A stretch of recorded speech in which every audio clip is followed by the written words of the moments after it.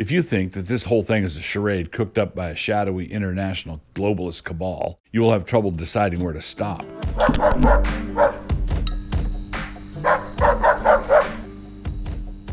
As the war in Ukraine continues to unfold, and as online discussion about it has resulted in any number of comments that can't all be true, a few observations have occurred to me. I would like to share them with you here, with the understanding that you will read them as a motley gathering of detached comments.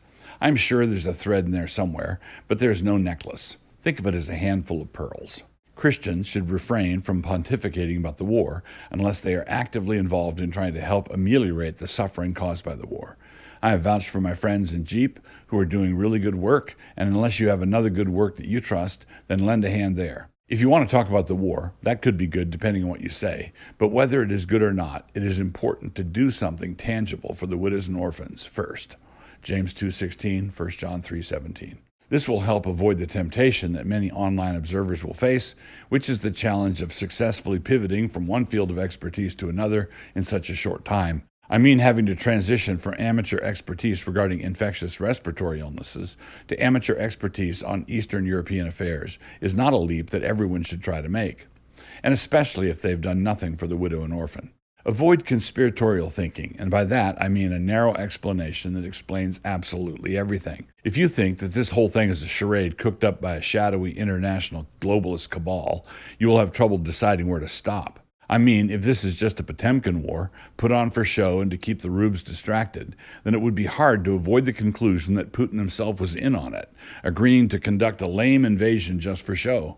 And why would Putin expose himself like that? Out of the three top possible endgames for all this, a dead Putin is one of them. So I would urge everyone to avoid hot insider takes from anyone who is ex-CIA, ex-KGB, anti-Mossad, anti-Jews, or pro-Clinton Global Initiative, and who has a one-size-fits-all explanation.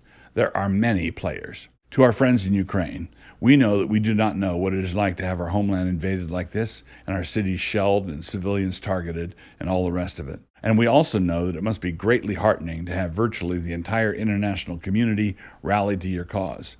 Your courage and your savvy have helped to make a certain kind of nationalism cool again, and this is entirely a good thing. But you have to understand that many of the people currently posturing on behalf of Ukraine represent a class that regular folks in the West have learned to loathe and distrust over the last 2 years. If we have painstakingly gotten to the point where we don't believe anything they say, we don't want to give up that simply because they are standing with Ukraine. Nothing personal with regard to you guys.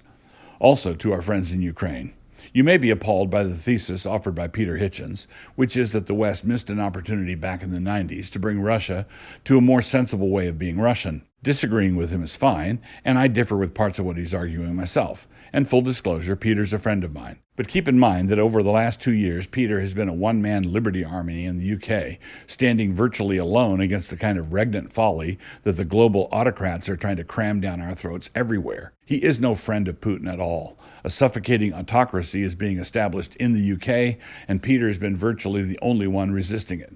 He is a true friend of liberty, and I think he should be honored as such.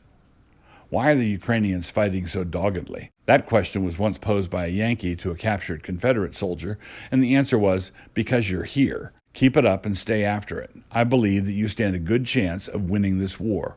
And that leads to the next thing. It is fairly obvious that pretty much everyone has been astonished at how many losses the Russians have taken, at how their strategic offensive has stalled out, and how rapidly images of their brutality have circulated around the world. It has been obvious that our assessment of Russian capabilities was grossly inflated, and it is also obvious that our surprise at discovering the opposite was genuine.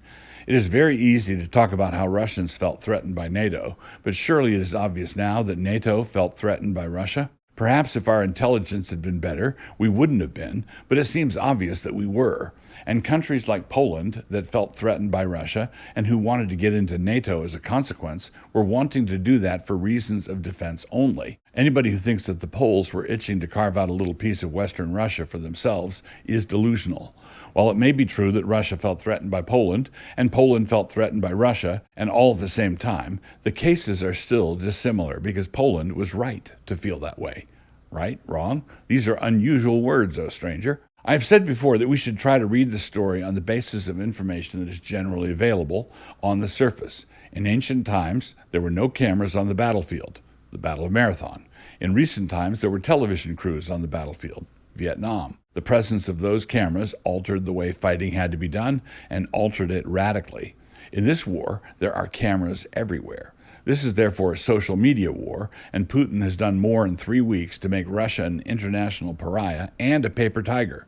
Way to go, man. In a previous post on this topic, I have distinguished jus ad bellum from jus in bello.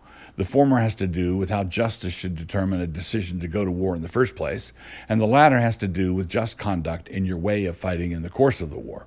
Now, the fact that the Russians have so quickly moved to the terrorist tactic of making direct war on civilians, a violation of jus in bello, reveals that they were likely just as disinterested in justice when it came to the ad bellum decision also. A lot more to say, but it can wait. Before I go, I want to let you know about my page on Canon Plus. That's where you can find all of my audiobooks, sermons, as well as seasons 1 through 3 of Man Rampant. Just click the bottom link and have a look around.